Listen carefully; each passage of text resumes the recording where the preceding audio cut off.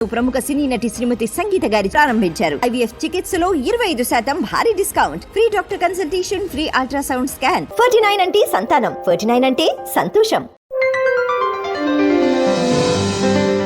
నమస్తే, welcome to YoYo TV. SC వర్గీకరణపై Supreme తీర్పు వెలువరించిన తర్వాత ఎక్కువగా వినిపిస్తున్న పేరు మందకృష్ణ మాదిగ. ఈ వర్గీకరణ కోసం 30 ఏళ్లుగా పోరాటమే చేశారు. మాదిగ రిజర్వేషన్ పోరాట సమితి పోరాటం ప్రారంభించింది. 1997లో ప్రకాశం జిల్లా నుంచి ఉద్యమాన్ని మొదలుపెట్టారు. ఊరు మాదిగ దండోరా అంటూ ప్రచారం చేశారు. దీనికి విశేష స్పందన లభించింది. మాదిగ రిజర్వేషన్ అంశానికి మద్దతు తెలిపితే రాజకీయంగా ప్రయోజనం చేకూరుతుందని చంద్రబాబు భావించారు. MRPS ఉద్యమానికి మద్దతు తెలిపారు. ఎస్సీ వర్గీకరణకు జై కొట్టారు.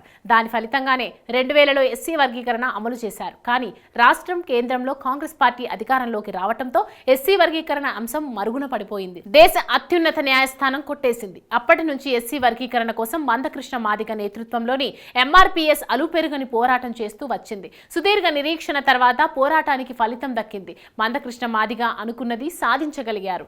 మాదిగల ఆశాకిరణంగా మారారు. అయితే ఎస్సీ వర్గీకరణకు రాష్ట్రంలో అనుకూలంగా ఉన్న చంద్రబాబు, కేంద్రంలో అనుకూలంగా ఉన్న మోడీ హయాంలో ఈ తీర్పు రావటం విశేషం.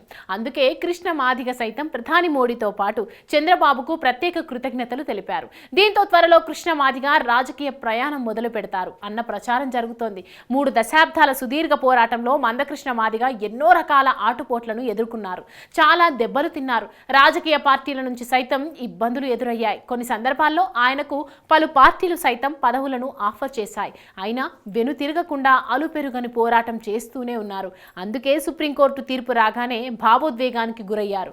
ఉద్యమంలో ప్రాణాలు అర్పించిన MRPS నేతలకు ఈ విజయాన్ని అంకితం చేశారు. ఇన్నాళ్లు ఎస్సీ వర్గీకరణ కోసం రాజీ లేని పోరాటాలు చేసిన మందకృష్ణ పొలిటికల్ పార్టీ ద్వారా సామాజిక వర్గం అభ్యున్నతికి పాటుపడతారని తెలుస్తోంది.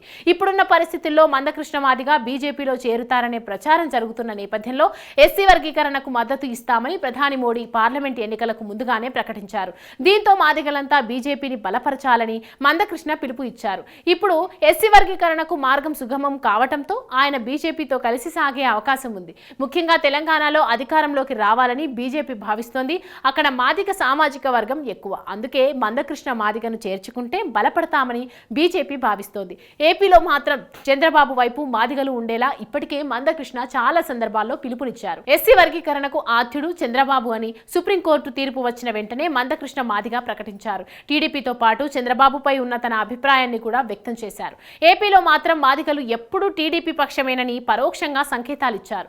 తెలంగాణలో మాత్రం ఆయన బీజేపీలో చేరతారనే కంటే బీజేపీ ఆయన కోసం తప్పకుండా ప్రయత్నిస్తుందన్న చెప్పడంలో ఎలాంటి సందేహం లేదు. చూడాలి మరి రానున్న రోజుల్లో మందకృష్ణ ఎలాంటి నిర్ణయం తీసుకుంటారు.